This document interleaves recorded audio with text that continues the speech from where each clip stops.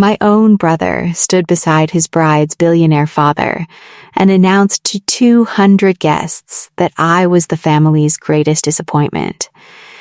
He delivered the line with a smirk, the same one he'd been practicing since childhood, while my parents nodded in agreement from their seats at the head table. My mother added her signature comment, the one she'd refined over years of dinner parties and family gatherings, delivered with the precision of someone who had repeated it so often she'd forgotten it was a wound. But when the man my brother was desperately trying to impress turned to look at me, everything changed. His expression shifted. He went completely still. And then he said 6 words that no one in that ballroom anticipated. What followed that night would unravel everything my family had built, every assumption, every investment, every carefully constructed narrative. And I didn't see any of it coming. If you've ever been the one nobody celebrated, the one who worked quietly in the background while others took credit, this story is for you. I'm glad you're here. My name is Elena Vasquez. At 34 years old, I had built data infrastructure that processed over 500 million transactions daily across 12 states. My brother called me the family embarrassment. He said it at his engagement party in front of his fiancée's venture capitalist father. My parents didn't correct him. My mother added her favorite line, the one she'd been perfecting for years. And Marcus, my brother, the golden child, stood there grinning like he'd just won a prize. The man he was trying so hard to impress looked at me, his expression shifting from polite interest to something else entirely, and murmured, "I know your work." Those 4 words cracked everything open. Here's where the story really begins. 6 weeks before the wedding, on a rainy Thursday evening, I was sitting in my small apartment in Nashville eating leftover chili when my phone buzzed. A notification from a group chat I'd been removed from a month earlier. The Vasquez family chat.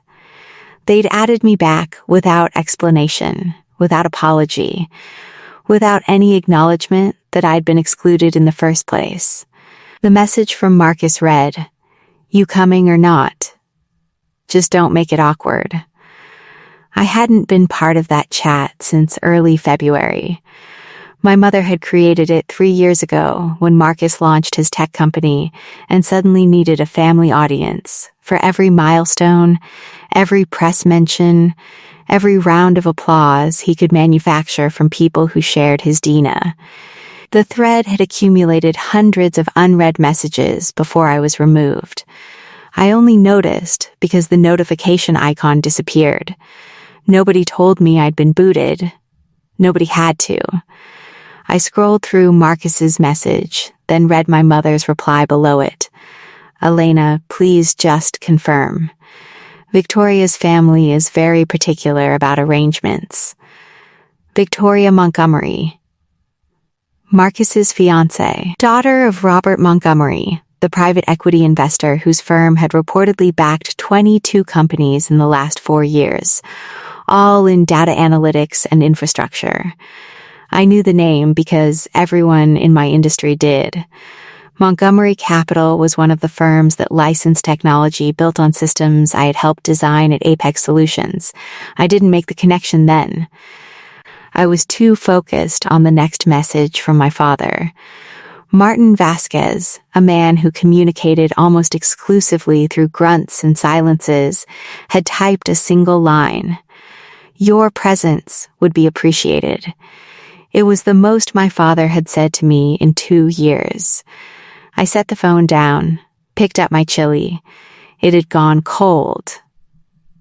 Here's what you need to understand about the Vasquez family. We had one success story, and it wasn't me. It was Marcus. Marcus, who dropped out of graduate school to launch Vantage Data, a business intelligence platform that had raised $15 million and appeared on 3 companies to watch lists before his 32nd birthday. And me? I was the daughter who built things nobody in my family could see or understand. The last time I'd gone home for dinner was in January. My mother had invited the Harrisons from down the street. Nice people, retired teachers, the kind who asked polite questions and actually listened to the answers. Mrs. Harrison asked what I did for work. Before I could respond, my mother waved her hand dismissively. "Oh, Elena does computer stuff. Data things or whatever." She turned to Mrs. Harrison with a practiced smile. "We don't really talk about her work." She said it casually, the way you'd mention you don't keep sweets in the house. Just a fact. A household policy. Mrs. Harrison looked uncomfortable. My father studied his dinner plate. Marcus, who had driven up from Raleigh for the weekend in a leased Mercedes, leaned back in his chair and smirked. The rest of that dinner was about Vantage. My mother recited Marcus's accomplishments like scripture. The seed round, the partnerships, the new office space in downtown Nashville. She left out the part where my parents had pulled $185,000 from their retirement accounts to fund his Series A shortfall. I knew about it because my father had mentioned it once in a phone call so quiet I thought the connection had dropped. "We believe in him," he'd said. "Your mother and we put in what we had. 33 years of a high school principal's pension and a dental hygienist's overtime converted into equity in a company my brother ran and my mother narrated." I didn't argue. I never did. I had stopped expecting anything from them years ago. At Apex Systems, I was a lead data infrastructure architect. I'd been there 7 years. The system I built, Horizon, was a real-time processing engine that handled data routing for enterprise clients across banking, logistics, and healthcare. If you've ever swiped a credit card at a grocery store anywhere in the Southeast, there's a strong chance my architecture touched that transaction. Nobody at Apex made a big deal about it. My colleague Delia used to joke that I was the ghost who built the skeleton of the place. I designed the bones. Other people got to wear the skin. That spring, Apex's CTO forwarded me an invitation to speak at a regional infrastructure conference in Atlanta. My name was on the program alongside 3 patents I'd co-authored and a keynote panel on scalable pipeline architecture. I almost declined. I usually did. Not because I couldn't speak in public.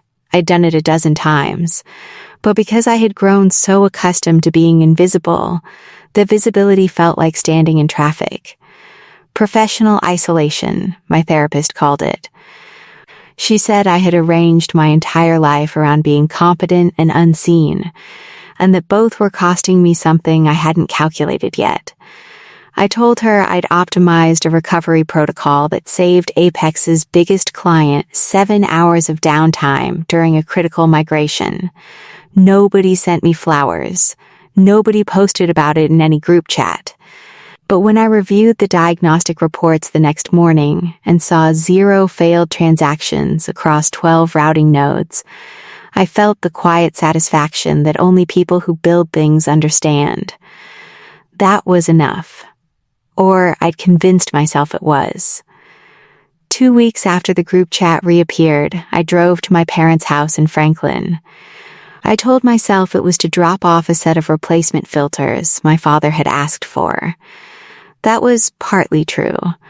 Mostly I went because something in my father's 6-word text had pulled at the part of me that still wanted to believe the word family meant something in that house. The living room was unchanged. Same floral couch, same brass lamp. On the mantel above the fireplace, a new addition. A glass trophy engraved with emerging entrepreneur, Nashville Business Journal, 2025. It sat between a framed photo of Marcus shaking hands with an investor and a candle my mother had never lit. No photos of me on that mantle. Not one. Marcus was in the kitchen when I arrived, eating a sandwich my mother had made for him. He was 31 years old and still ate sandwiches his mother cut into triangles. He looked up, grinned, and said, "Every family needs one winner and one warning story, right, Elena?" My mother laughed. My father looked at his hands. I set the air filters on the counter and left without saying goodbye. Before I could reach my car, Marcus caught me at the door. His grin was gone. He leaned close, voice low. "You're coming to the wedding. I need you there." I asked why. He shrugged, but his eyes didn't match the movement. Victoria's father is old school, wants to see the whole family. Just show up, be normal, don't talk about work, don't talk about work. The one thing I had that was entirely mine, and my brother's instruction was to leave it at the door like muddy shoes. 4 years earlier, Marcus had called me at midnight. He was 27, 3 months into Vantage, and panicking. He'd pitched investors on proprietary real-time analytics, but didn't have the technology to deliver. What he had was a pitch deck, a leased office, and a demonstration that ran on spreadsheets. "I just need the core module," he said. "Something that works for the demo. I'll hire a real team after the round closes." He was my brother. My mother had called me twice that week to tell me Marcus was under pressure. My father had sent a rare text. "He could use your help, Elena," so I helped. I spent 4 weeks building a functional prototype, a stripped-down data routing engine based on design principles I used at Apex, but written from scratch on my personal laptop during weekends and after midnight. I used my own methodology, my own naming conventions, my own logic patterns, clean, documented, modular code, the only kind I know how to write. We signed a consulting agreement. Marcus promised a $15,000 fee and co-architect credit on technical documentation. He paid me $2,000. The credit never appeared. What did appear, 14 months later, was Vantage's public product page describing their proprietary engine, a system I recognized the way you recognize your own handwriting. Same architecture, same module structure, same variable names in the API documentation. Marcus had built Vantage on the bones I'd given him. He'd renamed the modules, changed the dashboard colors, and called it innovation. I said nothing. My mother would have called me jealous. My father would have gone quiet. And Marcus would have looked at me with that smirk and said something about how family helps family. So I closed the tab, filed the consulting agreement in a blue folder, and went back to building things that worked. The blue folder lived in the bottom drawer of my desk at home under a stack of tax returns and a router manual I no longer needed. Inside, a printed copy of the consulting agreement with Marcus's signature and mine, dated 4 years back. A PDF printout of the original commit log showing 53 commits over 28 days, all authored by E. Vasquez. A 3-page architecture specification I'd written in my own shorthand with margin notes and a coffee ring near the bottom of page 2. And a single printed email from Marcus, sent at 2 a.m. Subject line: "Can you just make the demo work? I'll handle the rest." That email was the last honest thing my brother ever wrote to me about Vantage. I didn't keep the folder as evidence. I didn't keep it to build a case. I kept it because I keep records of my own work. Always have. Every system I've designed, every specification I've written, I archive it. It's the same instinct that makes me back up files in 3 locations and label all my cables. I opened the bottom drawer. I saw the blue folder, ran my thumb across the tape. Then, I closed the drawer. Whatever Marcus was building or pretending to build, whatever my parents had poured their savings into, it wasn't my problem anymore. I'd made peace with being invisible. Or, I thought I had. Delia told me not to go. We were eating lunch in the Apex break room. Turkey wraps from the place on Broad Street that puts too much mayonnaise on everything. I told her about the wedding. She set down her wrap and looked at me like I'd announced I was going skydiving without a parachute. Why would you go? They treat you like furniture. I couldn't argue with that. But something had shifted in me since January. Maybe it was the therapy. Maybe it was the conference invitation still sitting unanswered in my inbox.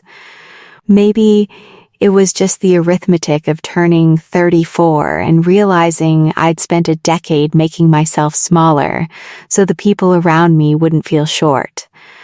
I'm not going to shrink so everyone else feels tall, I told her. Delia raised her eyebrows. That's a poster. But it's also true. I called my mother that afternoon and confirmed I'd attend. She sounded relieved. Not for me, but for the head count. Good, Victoria's family is very organized. Don't bring anyone, don't wear anything flashy. And maybe don't mention Apex. Marcus gets sensitive when people compare. Compare as if my career and his existed on the same planet. I hung up and sat at my desk for a long time, staring at the blinking cursor on a configuration file I'd been editing. I almost didn't go. 3 weeks before the wedding, Vantage was everywhere. Marcus landed a feature in a regional tech publication. The Quiet Innovator. How one founder built a data engine that could change everything. I read it on my phone during a code review. The article described Vantage's proprietary real-time analytics as a paradigm shift in data processing. The technical description they quoted from Marcus was almost word for word from the architecture specification I'd written 4 years earlier. Not the spirit of it. The actual sentences. The article mentioned that Vantage was in advanced discussions with Montgomery Capital for a significant Series A round. Robert Montgomery's fund. The same Montgomery whose portfolio companies already used Apex's Horizon infrastructure, the system I'd designed. The irony wasn't lost on me. It just didn't feel like irony yet. It felt like watching someone wear your coat in a photograph and tell everyone they bought it in Milan. My mother posted the article link in the Vasquez family chat with a row of champagne emojis and the words, "Our boy." 14 family members reacted with hearts and thumbs up. I didn't react. Nobody noticed either way. That same week, Marcus appeared on a local podcast. I listened to 41 minutes of my brother describing technology he didn't build, solving problems he didn't understand, using terminology he'd learned from the specification I wrote in my apartment while eating reheated pasta at 2 a.m. He sounded confident. He sounded credible. He sounded like someone who had practiced his lines so many times he'd started to believe them. And the worst part? His engine was real. I had made it real. I just wasn't part of the story anymore. My mother called on a Wednesday evening. I was reviewing a load balancing configuration for Apex's Q3 migration. She didn't ask what I was doing. She never did. "Elena, I need to talk to you about the wedding." Her voice had that particular tightness she reserved for conversations, where she needed me to cooperate without questions. Victoria's family is important. Robert Montgomery is, well, he's not like us. He's the kind of man who pays attention. So when you're there, I need you to be supportive. I told her I'd be polite. I don't mean polite. I mean, don't talk about technical things. Don't bring up Apex. don't say anything that makes Marcus feel like you're competing." She paused. "For once, just let your brother have his moment. For once, as if I'd ever tried to take one." I wanted to ask her when exactly she thought I'd ever competed with Marcus for anything. I wanted to ask why she'd pulled $185,000 out of retirement to fund a company she couldn't describe in a single accurate sentence. I wanted to ask what it cost her every time she waved her hand and said she didn't talk about me. But I didn't.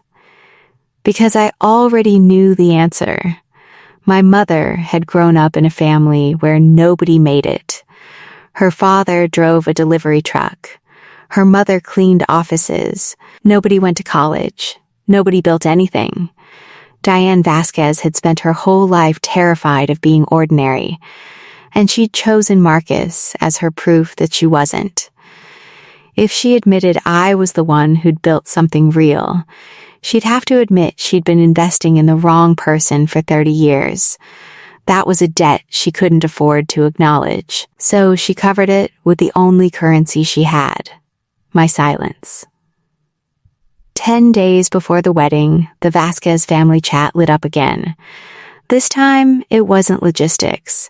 It was Marcus typing fast, asking if I could take a quick look at some technical documentation before a meeting.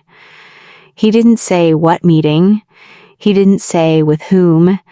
He said it's just a review, like an hour max. Family, I recognized the pattern. Same cadence as 4 years ago. The same just a quick thing that turned into 4 weeks of building his company spine. I scrolled up through the chat history. They'd kept me out of planning messages, venue photos, seating charts I wasn't consulted on, and buried between a caterer's menu and Victoria's note about floral arrangements, a message from Marcus to my mother. "Don't worry, she won't understand what's happening anyway. She just builds back-end stuff." She just builds back-end stuff. The code that ran his entire company was back-end stuff. I typed a reply to his review request, "Send me the documents." He sent a 7-page technical summary of Vantage's infrastructure. The same summary, I assumed, that was going to Montgomery Capital. I read it in 18 minutes. He'd gotten the architecture overview mostly right because he was describing my work. But the scalability projections were fabricated. The throughput numbers were inflated by a factor of 4. The section labeled Proprietary Innovation described a load distribution algorithm I'd published in an Apex white paper 2 years earlier. Marcus hadn't just borrowed my code. He'd built an entire narrative around it. A narrative where he was the genius and the engine was his invention. And now, he needed me to proofread the lie before he handed it to his fiancée's father. I closed the document. I did not reply. The connection I should have made earlier arrived on a Monday morning during a routine stand-up meeting at Apex. Our VP of Client Relations mentioned that Montgomery Capital had recently renewed their enterprise license for Horizon. "They're one of our longest infrastructure clients," she said. Robert Montgomery apparently reviewed the architecture documentation himself when they first signed. He told our sales team it was some of the cleanest system design he'd seen in 20 years. She looked at me. "That was your work, Elena." I nodded, took a sip of coffee, didn't say anything. But a small cold wire connected 2 points in my head that I'd been keeping separate. Robert Montgomery knew Horizon. Robert Montgomery was about to invest in Vantage. Vantage's engine was Horizon's younger sibling. Same bones, same logic, same handwriting.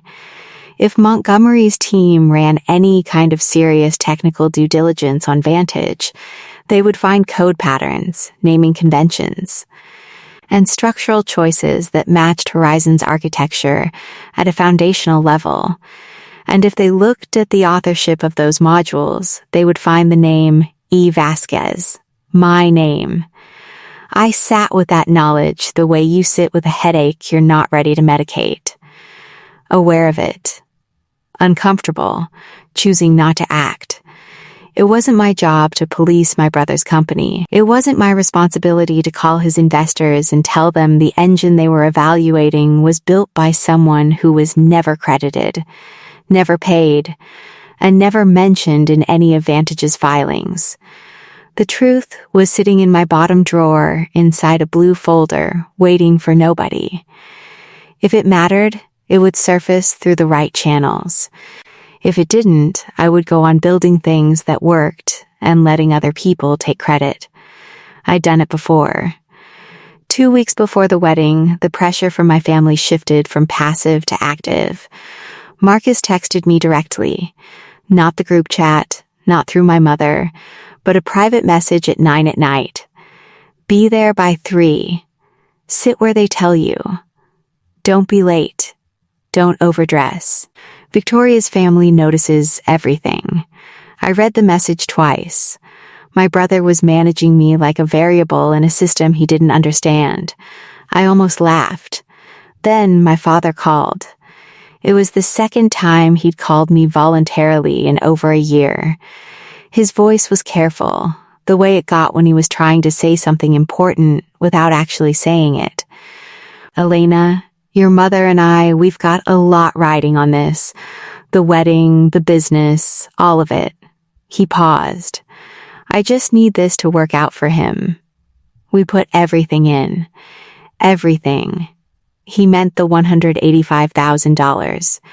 He meant the retirement account that now depended on Marcus's startup being worth what Marcus said it was worth.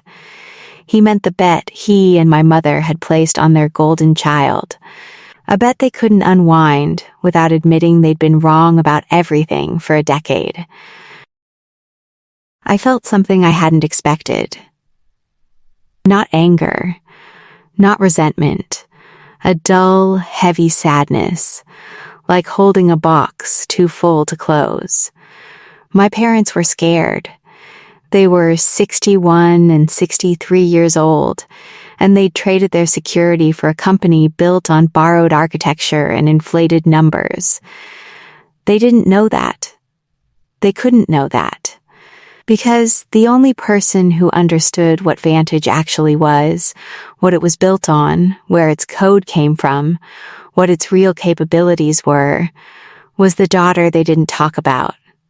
The message arrived on a Wednesday morning. It came through LinkedIn. A connection request followed by a note from someone named Jasmine Webb, Senior Technical Analyst at Montgomery Capital. The note was professional, neutral, specific. Ms. Vasquez, our firm is conducting a technical assessment of a portfolio candidate in the data infrastructure space. During our code review, we identified architectural patterns and module structures that closely align with published documentation attributed to your work on Horizon at Apex Solutions. We would appreciate the opportunity to discuss provenance and authorship of certain foundational components. This is a standard part of our due diligence process. Could you make yourself available for a brief call this week? I read it 3 times. My heart rate stayed steady. Years of reading diagnostics under pressure had given me that. But my hands moved before my thoughts caught up. I opened the bottom drawer, pulled out the blue folder, laid it flat on my desk, and opened it for the first time in over a year. The consulting agreement. Marcus's signature slanted and hurried. My signature neat, dated 4 years back. The commit log. 53 entries in 28 days, all authored by Elena Vasquez. The architecture spec. 3 pages. My handwriting in the margins.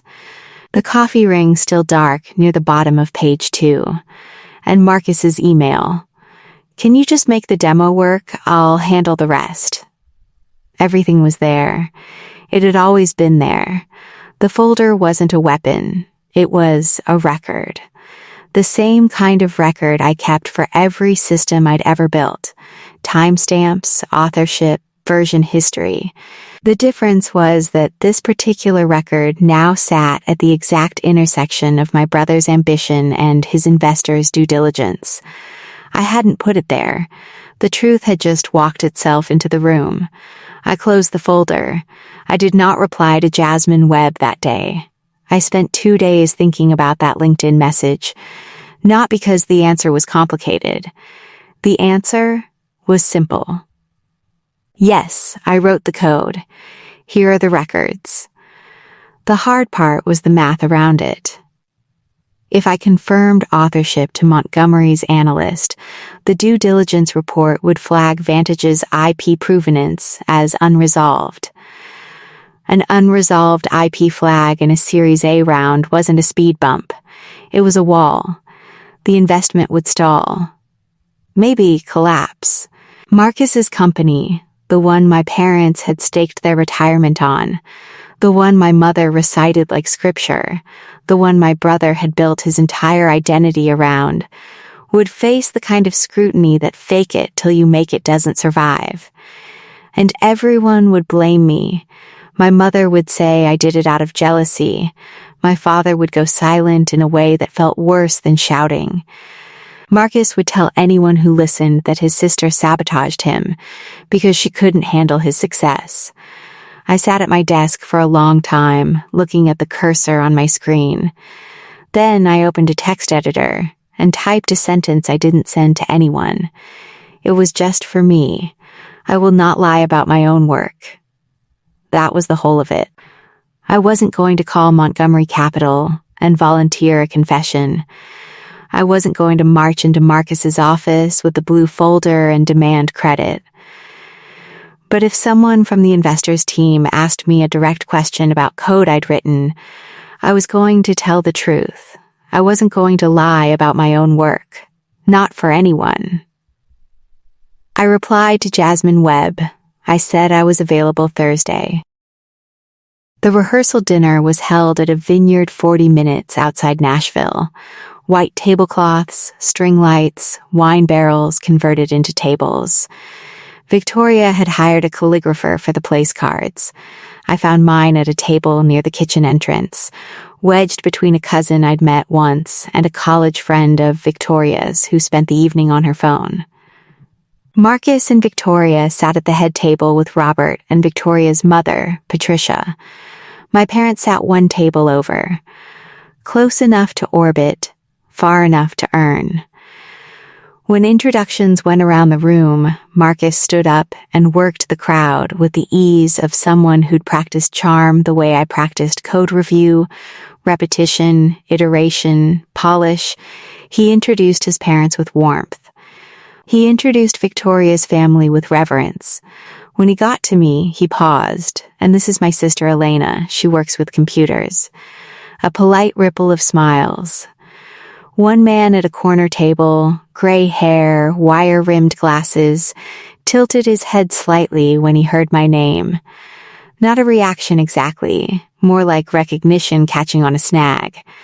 The rehearsal dinner moved on. Toasts were given. Marcus told a story about how Vantage almost didn't launch, but he'd coded through the night and made it happen. I ate my salmon. I did not correct him. After dinner, as guests drifted toward the parking lot, the man with wire-rimmed glasses passed my table. He stopped. Elena Vasquez? I nodded. I think I saw your name on a pipeline architecture panel in Atlanta. Scalable orchestration. I nodded again. He smiled. Small, knowing, walked away. I never got his name. But someone in that room had recognized mine, for a reason that had nothing to do with Marcus. On the drive home from the rehearsal, I put the pieces together. Not all at once. More like tiles clicking into a mosaic I'd been assembling without realizing I was building anything. Marcus didn't invite me to the wedding because he wanted me there. He invited me because he needed Robert Montgomery to see a complete family. A normal family. A family that showed up, smiled, and didn't say anything inconvenient. But more than that, He needed me to be small. Visibly, publicly, undeniably small. Because if Elena Vasquez ever came up in conversation with Robert Montgomery's technical team, Marcus needed the room's memory of me to be a quiet woman at a back table who worked with computers, a nobody, a family footnote, a cautionary tale. If I was already labeled, if everyone had already seen me dismissed and diminished, then anything I said later about Vantage's code would sound like bitterness, like jealousy, like a failure trying to drag down a success. That was the strategy. Not conscious, maybe. Marcus wasn't a planner. But he had the instincts of someone who'd survived by controlling the narrative. And the narrative required me in the room wearing my assigned role like a name tag. What my brother didn't know, what none of them knew, was that Robert Montgomery's team had already been in my inbox. The due diligence was already running. And the architect whose name was flagged in their technical review wasn't an anonymous contractor or a disgruntled ex-employee. She was sitting at table 9 eating salmon, being introduced as the family failure. The collision was coming. I hadn't arranged it. I hadn't planned it. I had simply stopped being willing to lie about what I'd built. And the truth, as it tends to do, was finding its own way to the surface. The wedding was held at Montgomery Estate, 30 acres of rolling lawn, a limestone manor house, and a reception hall with marble floors and ceilings high enough to make you feel miniature. A string quartet played near the entrance. Champagne flutes stood at attention on silver trays carried by waitstaff in black vests. Everything about the setting announced money that had been around long enough to stop announcing itself. I arrived at 3 wearing a charcoal dress I'd bought 2 years ago for a conference I'd ended up skipping. Simple, clean lines. No jewelry except a necklace my grandmother had given me. My mother would have preferred I'd worn something that faded further into the background. I chose the dress because it was mine, and I liked it. And I was done dressing for her comfort. The ceremony was brief and beautiful. Victoria looked radiant. Marcus looked like a man who'd rehearsed his tears. My parents sat in the second row, my mother in a lavender suit she'd bought for the occasion, my father in a tie that didn't quite match his shirt. They looked proud. They looked invested in every sense of the word. I sat 4 rows back between strangers, watching my brother promise to love and cherish a woman whose father ran the fund that was about to evaluate whether his company was real. I had filled rooms with infrastructure, with reliability, with quiet, invisible work that people only notice when it breaks. The reception began at 6. Tables were arranged in concentric arcs around a dance floor. My seat was at the outer ring, table 11, near a side exit and a potted fern. Marcus had assigned my placement personally. He told me this with a smile when he found me holding a glass of water near the bar. "You're at 11. It's a great table. You can see the whole room. I could also be seen by nobody." He took my elbow lightly, performatively, and began walking me through the crowd. This was his show. I was a prop. He introduced me to Victoria's aunt. "This is my sister. She's in tech." He introduced me to a groomsman. "Elena, she's the quiet one." He introduced me to a couple I didn't recognize. Family's bookworm. Never leaves her desk. Each introduction was a small, precise cut. Friendly enough to pass for humor. Sharp enough to draw blood. My parents trailed behind us. My mother smiled and nodded. My father looked at his shoes. When Victoria's mother asked what I did, my mother jumped in before I could answer. "She's in tech support, I think." Something like that. I let it land. I let all of it land. But when Marcus squeezed my arm and leaned in to whisper, "See? Nobody cares. Just relax. I pulled my arm free. Not dramatically. Not with a scene.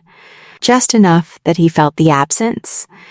You can introduce me, I said quietly. You don't get to script me. He blinked. Then the grin came back, the one that had been protecting him from accountability since childhood. Relax, sis. It's a party. He walked away. I stayed where I was, standing full height, drinking water, waiting. Robert Montgomery entered the reception at 6:30. He'd been taking photographs with the wedding party, and his arrival shifted the energy in the room the way a current shifts the surface of a lake. Subtle, total, he was taller than I'd expected. Gray at the temples. He wore his suit like it owed him nothing. His handshake when he greeted people was brief and direct. He didn't smile reflexively. He read the room before the room read him. Victoria kissed his cheek and brought him to a table where my parents were already seated, champagne in hand, performing their best version of a family with nothing to hide. Marcus was magnetic in that moment, standing taller, speaking louder, telling a story about Vantage's latest partnership that I happened to know was still in the letter of intent stage. Robert listened. He didn't interrupt. He didn't nod along. He just watched Marcus the way an engineer watches a system under load, looking for where the strain would show.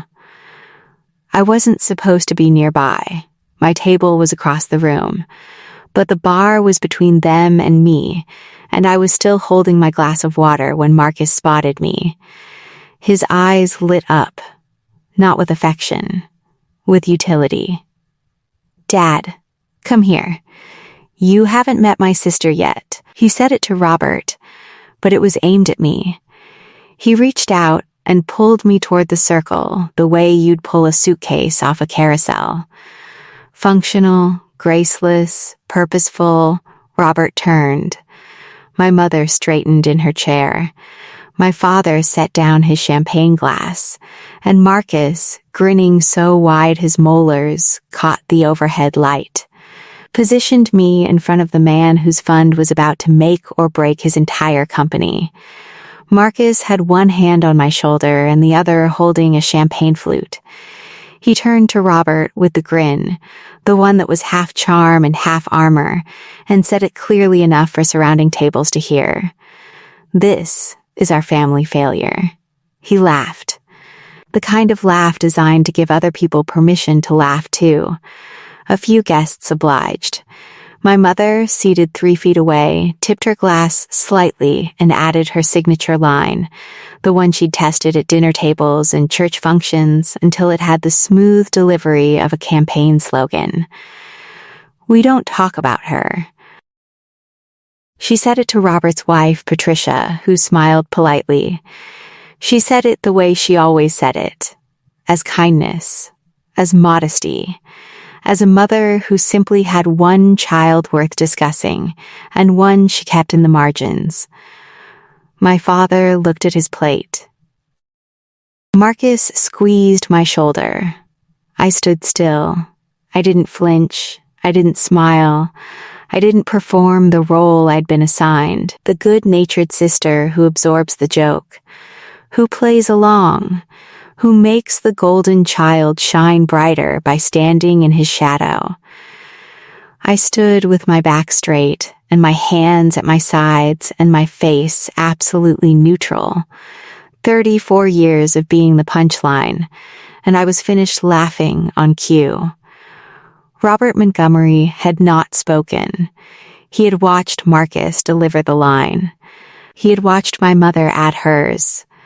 And now he turned slowly, the way someone turns when they're recalculating everything they thought they knew about the room they're standing in. He looked directly at me, not at Marcus, not at my parents, at me. His expression changed, not dramatically, not with a gasp or a double take. His brow drew together, his lips pressed thin. He went completely still. Robert Montgomery spoke quietly. The string quartet had paused between movements, and his voice carried further than he probably intended. Or maybe exactly as far as he intended. So it's you. This is unexpected. 2 sentences. That's all it took to tilt the room. Marcus's grin froze. My mother set down her champagne glass. Patricia Montgomery looked at her husband with an expression that said she'd seen this particular stillness before and knew what it preceded. I'm sorry, Marcus said. He was still smiling, but the smile had detached from the rest of his face. Do you two know each other? Robert didn't look at Marcus. He was still looking at me. Elena Vasquez, he said. Not a question. A confirmation. Horizon. Apex Solutions. I nodded. Yes, your architecture runs in 15 of my portfolio companies. 16, I said. MediSync migrated to Horizon in February. Robert's jaw tightened. Not with anger. With something closer to the expression of a man who has just realized the math he's been running has a variable he missed. Jasmine's report flagged the provenance issue last week, he said, almost to himself. I assumed the E. Vasquez in the authorship records was a former contractor or a coincidence. He looked at Marcus, then back at me. You're his sister? Yes, and you built the foundational modules that Vantage's engine is based on. I didn't hesitate. I didn't soften it. I didn't dress it up or qualify it or add caveats to protect anyone's feelings. I wrote the original architecture. The consulting agreement is dated 4 years ago. The commit history is mine. The room had gotten very quiet. Not silent. There was still the clink of glasses somewhere, still the murmur of guests who hadn't noticed. But the circle around us, Marcus, my parents, Patricia, Robert, and me, had become its own atmosphere. Marcus moved first. He stepped between me and Robert, his body language shifting from charming host to cornered animal in the space of a breath. Okay, hold on. She's exaggerating. She helped with an early prototype. That's it. Everything Vantage is today, the engine, the product, the platform, that's my team. My vision. She wrote a few lines of code 4 years ago. He looked at Robert with a version of the grin that had stopped working. You know how it is. Family members always think they contributed more than they did. Robert tilted his head. The module architecture in your engine matches Horizon's published design patterns at a structural level.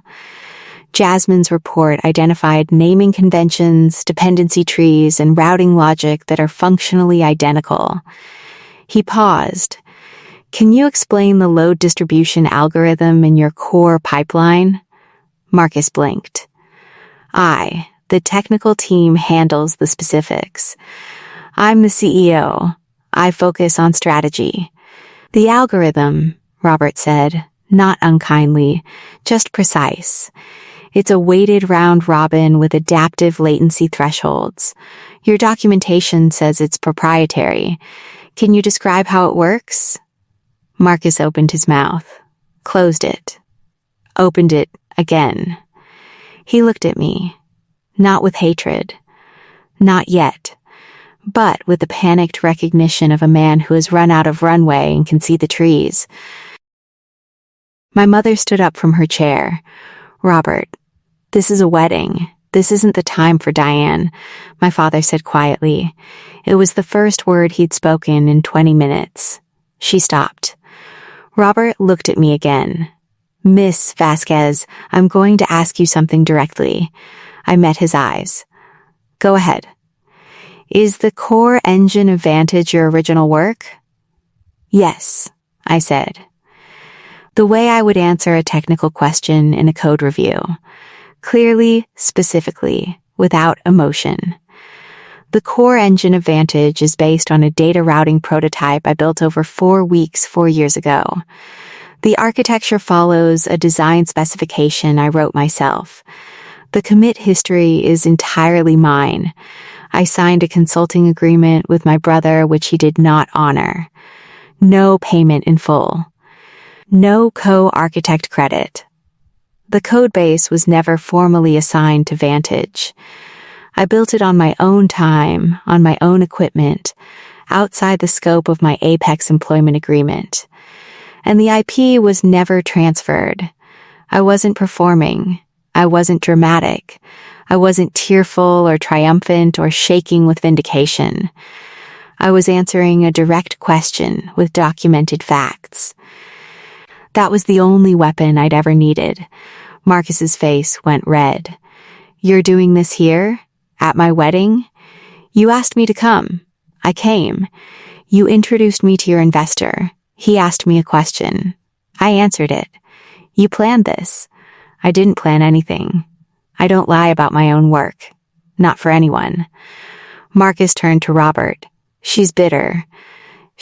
Look, this is a family issue. Whatever she thinks the IP was never assigned," Robert said, cutting him off with the gentle finality of a man who'd spent 30 years reading contracts.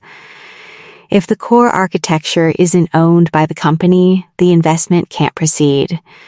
This isn't personal. It's due diligence." My mother's face had gone the color of chalk. My father was looking at me. Not with anger, with something that might have been the first stage of understanding. The room felt smaller. The quartet had started again. Pockbell's canon of all things. The melody floated over the silence between us like a hand reaching across a table. Nobody was sitting. What happened next didn't happen all at once. It happened in layers. The way a building settles before it fails. Cracks first. Then creaks. Then the slow, irreversible shifting of weight that was never distributed correctly. Robert stepped back from Marcus. Not physically, he was already standing apart. But his posture changed. His shoulders squared, his hands clasped behind his back.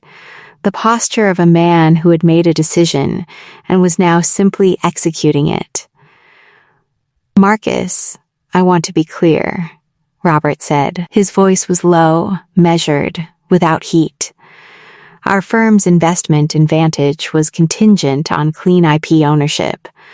The preliminary flag in Jasmine's report was serious enough that I raised it with your team last Tuesday. Your CTO told me the architecture was developed in-house. That is demonstrably not the case." Marcus shook his head violently. "She's lying. She's doing this because she's jealous of everything She's not lying." Robert said it without raising his voice. "I've used her architecture. I've read her documentation. I know what her systems look like from the inside. Your engine is her work." That sentence landed on the room like a stone dropped into still water. Ripples went outward. Guests at the nearest tables had stopped talking. Victoria, who'd been dancing with a cousin, noticed the silence and started walking toward us.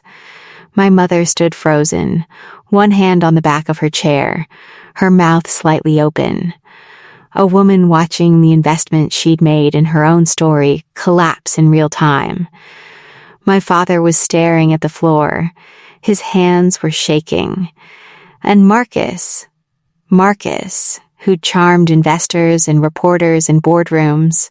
Marcus, who'd built a career on the foundation I'd poured and the narrative he'd constructed on top of it. Marcus was unraveling. He turned on me. His face was the color of raw brick.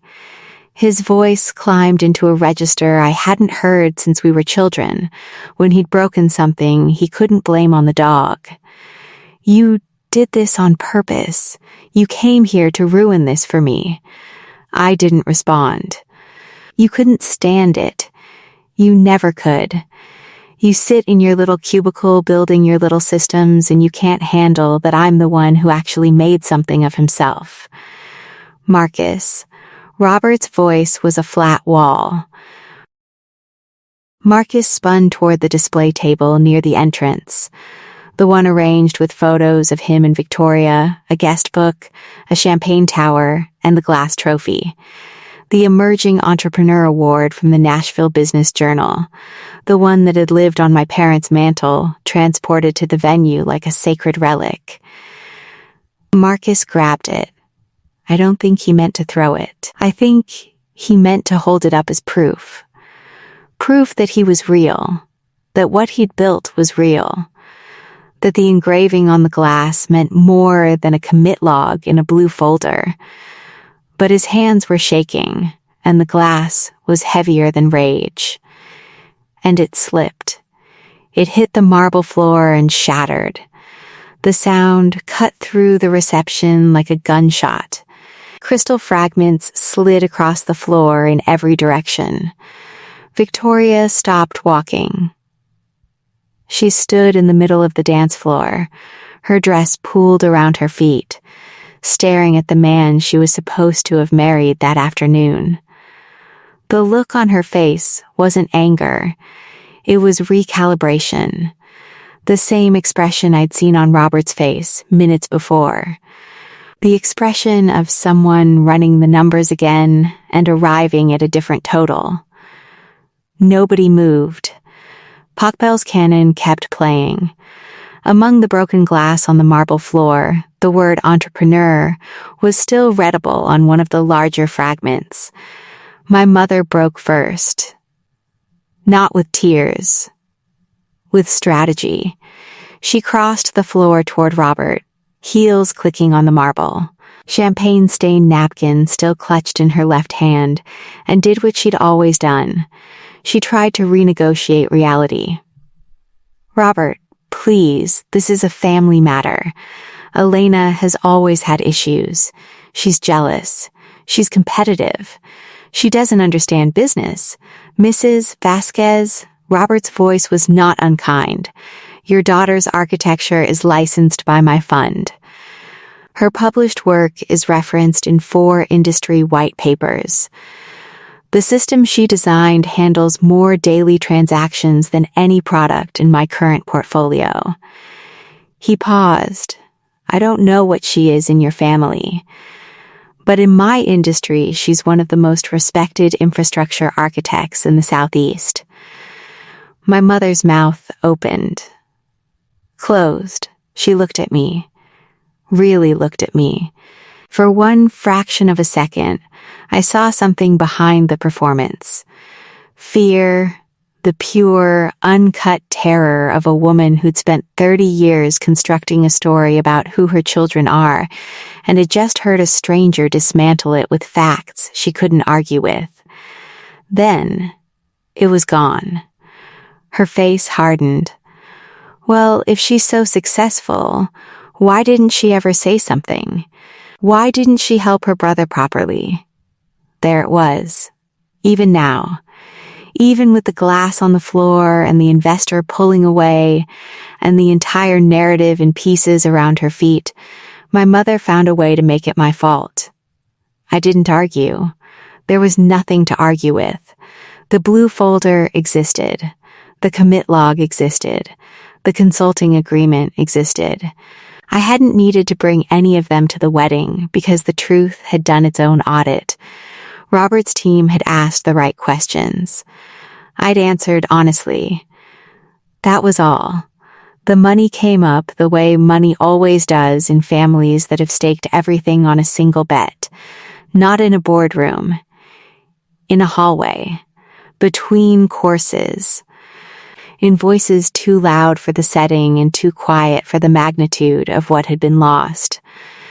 My father pulled me aside near the coat room. His tie was loosened. His eyes were wet. The retirement, we put in $185,000. Your mother and I, we believed him. I nodded. I know. Is it gone? I don't know, Dad. That depends on what Vantage has left without the Montgomery round. He leaned against the wall. He looked old. Older than 63. Older than a man should look at his son's wedding. And for a moment, I felt the weight of something I hadn't expected. Grief. Not for what Marcus had done to me, for what my parents had done to themselves. My mother appeared at the end of the hallway. She walked toward us with the particular urgency of a woman who has just lost control of a situation and is looking for someone to contain. "Elena, you need to fix this. I didn't break it. You didn't have to come here. You told me to come. Marcus told me to come. You added me back to the group chat so I could confirm my attendance at an event where my job was to stand still and be small." Her eyes flickered, something beneath the armor, just for a heartbeat. "I just wanted one thing to be proud of," she said. Her voice cracked. It was the most honest sentence she'd ever spoken to me. Then she straightened her shoulders, blinked twice, and said, "You should have stayed quiet. You owed us that." The moment was gone. The wall was back up. I turned and walked toward the exit. Robert found me near the front entrance. I was standing under the portico, my car keys in my hand, the cool evening air pulling at the hem of my dress. The estate grounds were lit with landscape lighting that turned the trees into something out of a painting. Beautiful, staged entirely for someone else's benefit. "Ms. Vasquez," I turned. He stood a few feet away, hands in his pockets. Behind him, through the glass doors, I could see the reception continuing. Diminished, confused, but continuing. Victoria was sitting at a table with her mother. Marcus was nowhere visible. "I want to be straightforward with you," Robert said. "The investment in Vantage is not proceeding. That decision was made before tonight, based on the technical review. What happened in there didn't change the outcome. It just accelerated the timeline." I nodded. "I also want to say that I owe you an apology. Not for the due diligence. That's process. But for not connecting the name on the report to the person in the room sooner. I should have reached out to you directly before tonight. You didn't know I was his sister. No. But I should have made the connection. Jasmine's report was thorough. The authorship was clear." He paused. "For what it's worth, your work speaks for itself. It always has. I didn't need Robert Montgomery's validation. I'd built Horizon without it. I'd built a career without it. I'd stood in that ballroom and answered his question without needing anyone's permission or approval. But hearing a man who read balance sheets the way I read system logs acknowledge the architecture of what I'd built, that wasn't nothing." "Thank you," I said. He nodded. I walked to my car. I came when I was told to. I was leaving because I chose to. The fallout arrived the way data arrives. In packets. At intervals. Each one adding resolution to a picture that was already clear to anyone paying attention. Montgomery Capital formally withdrew from Vantage's Series A within 72 hours. The stated reason was neutral, unresolved IP provenance, but in the industry, neutral language is its own kind of verdict. 2 other investors who'd been circling pulled back within a week.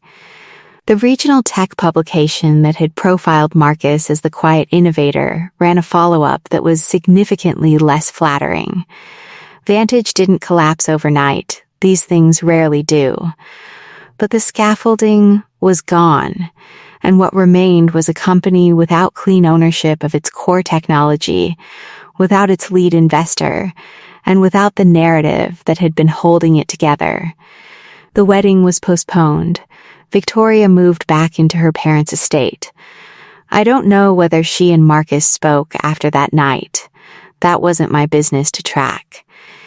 In the Vasquez family chat, the one I'd been removed from, added back to, and never once genuinely included in, my parents sent me a message for the first time that had nothing to do with Marcus. My father wrote, "Are you doing all right, Elena?" My mother wrote nothing for 3 days. Then, "You could have told us." I replied once, "I'm open to talking when the conversation starts with respect." Not before. Nobody responded. That was fine. I wasn't waiting for an answer. I was setting a boundary. The kind I should have set a decade earlier. The kind you can only set once you've stopped believing you deserve the silence people have been giving you. I went back to Apex the following Monday. Horizon was still running. 500 million transactions a day. 12 states. 0 fanfare. Delia brought me a coffee and didn't ask about the wedding.